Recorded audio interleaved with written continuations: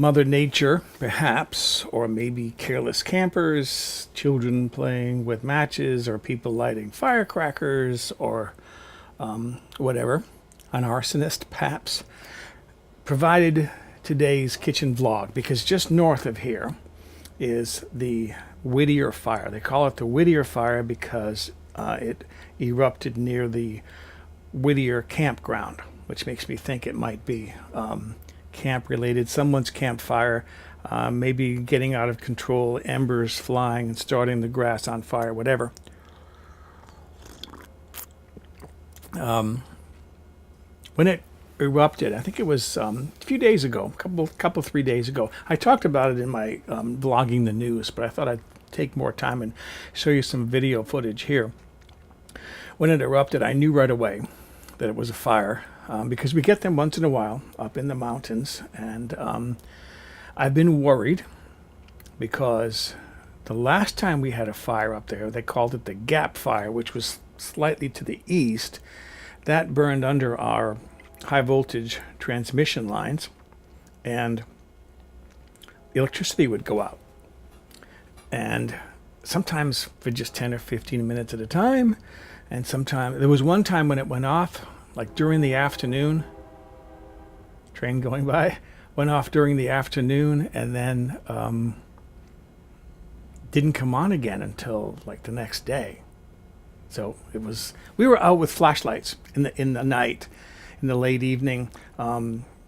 It gave the neighborhood a chance to get together and check up on everybody, make sure everyone was okay. And there's a guy up the street who has Down syndrome, and he gets frightened when the electricity goes off. But if he sees a bunch of people getting together and laughing and talking and so forth, it helps him to feel as though he's safe. So that's fine.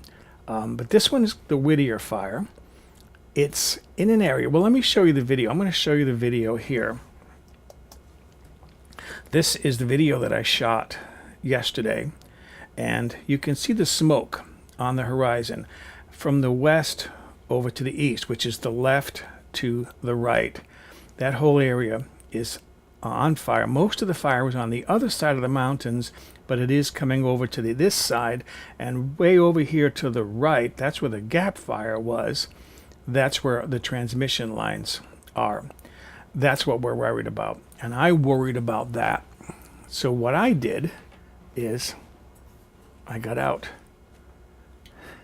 my oil lamps. I keep these out. I shouldn't say got them out. I keep them out. I got this one when I was in college.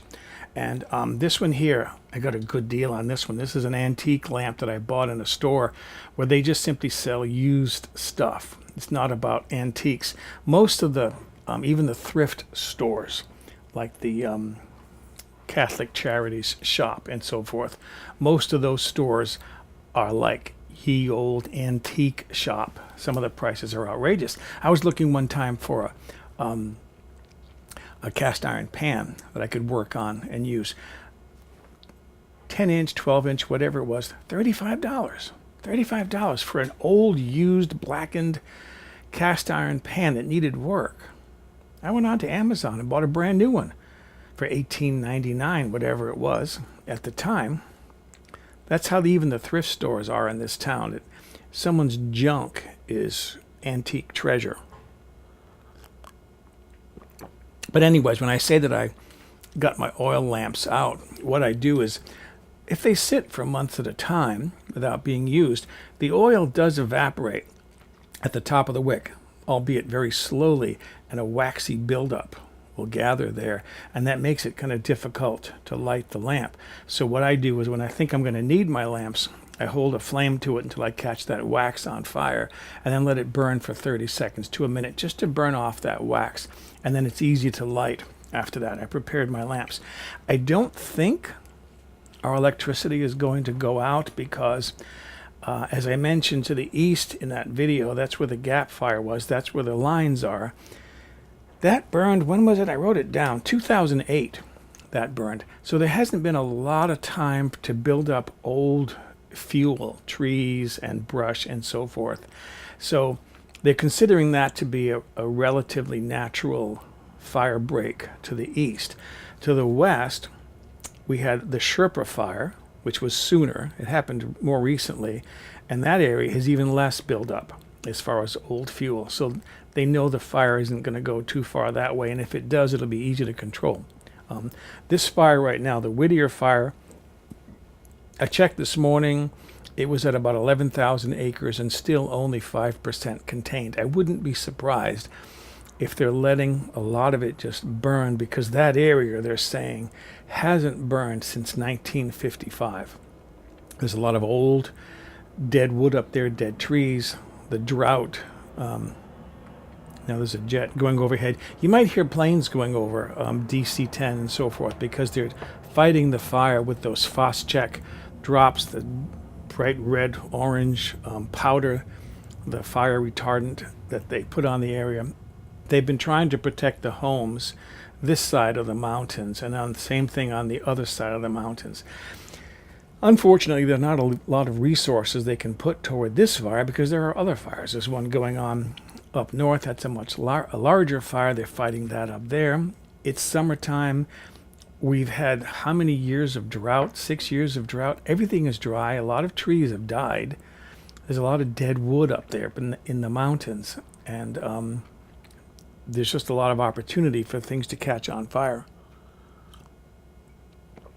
And sadly to say, the arsonists come out, and they can cause a lot of damage. And not all fires are caused by them, but I think that's kind of sick myself when the arsonists come out and start fires, because they get some kind of kick out of it. Anyways, that's the fire. It usually takes, the Gap fire took almost a month to contain when they were fighting that fire. It started July 1st, 2008, and they finally got it fully contained and out, or at least fully contained and controlled, on July 28th. So it took them quite a while, 4 weeks to get that fire under control. I don't know how much longer it's going to take for them to get this fire under control. As I said, I wouldn't be surprised if they're letting some of it just burn to get rid of the old dead wood that's up there, so that it'll be safer in the future. The biggest problem that we have, if you want to call it a problem at all, is that sometimes if the wind is blowing in the right direction, our sky just turns dark, and the light has a yellowish orange tinge to it. Sunsets are pretty.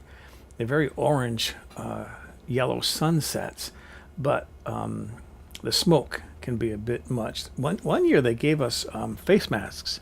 They were handing them out free for people who were had to be outdoors, and I still have one, because I didn't use it. I spend most of my time indoors anyways, and I have air conditioners. That's another thing. The heat was bad a few days ago, up into the high 80s, low 90s, which is tough firefighting weather, sundowner winds, and so forth. Right now, the temperature is in the low to mid 70s out there, so it's a nice, safer conditions, easy to fight a fire, easier to control, and the breeze is onshore. It's coming off the ocean, and it's pushing the smoke up toward the northeast. So we don't have smoke conditions. There's no ash falling in our area, or if there is, it's very little ash. I go out and look at my car in the morning, and there's almost no ash on it. So we're not in any trouble right now, and it's far away. Where I live, there's a lot between here and there. And you saw the pictures, the orchards. Oh, I got to tell you about doing that video. I knew I could get a good shot of it if I drove into the right area with my camera and tripod.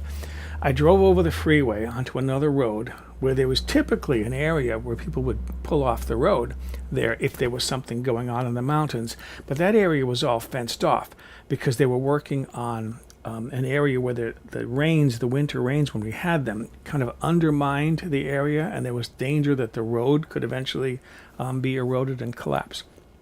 So they were working on that area, trying to fill it all and reinforce it. But there was a police car on the side of the road, almost no traffic. There was no one behind me. So I pulled up alongside the police car, rolled down my window. His window was open. And I told him, I'm trying to get some video. Where would be a safe place that I could park and get the video from? He says, well, turn around, do a U-turn. He said, just take your next right over there's a side road, and then there's a frontage road. He said there's even a parking space where you can pull off the road and park there. That's your best place. You'll be safe there. So I did. I turned around. I didn't do a U-turn because those are against the law, but I went to the next intersection, turned around, came out through the intersection, and went down to that side road. Perfect. It's even paved.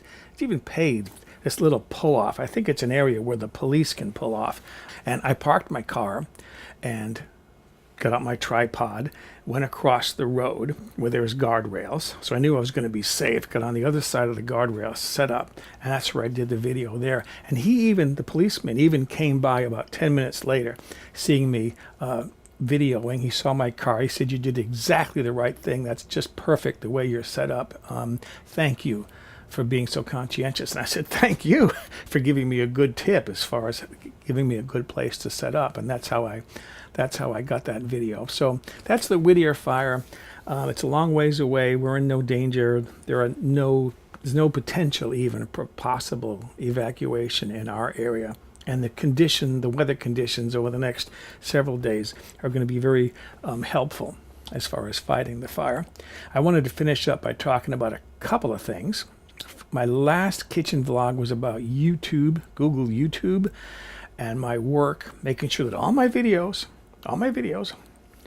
have thumbnails. I want to show you a graph of the income that's been generated now that I have thumbnails on everything. Look at how that plummets. Now that's not day-to-day earnings. Each data point on the graph is from a 28-day period, and it just changes day by day, but it covers a 28-day period. So again, I'm not going to earn $100 this month. I'm earning even less now after I put all those thumbnails on. Come on, YouTube. What good was it for me to do all that work just to see my income plummet like that? And the other thing that I wanted to mention, this was the best thing I ever did. I shouldn't quite put it that way, but my last vlogging the news, actually the previous one, because I've been watching the Tour de France each day, I vlogged about Peter Sagan being disqualified from the Tour de France because he caused an accident, he caused a crash. Mark Cavendish went against the wall, fell into the bike lanes.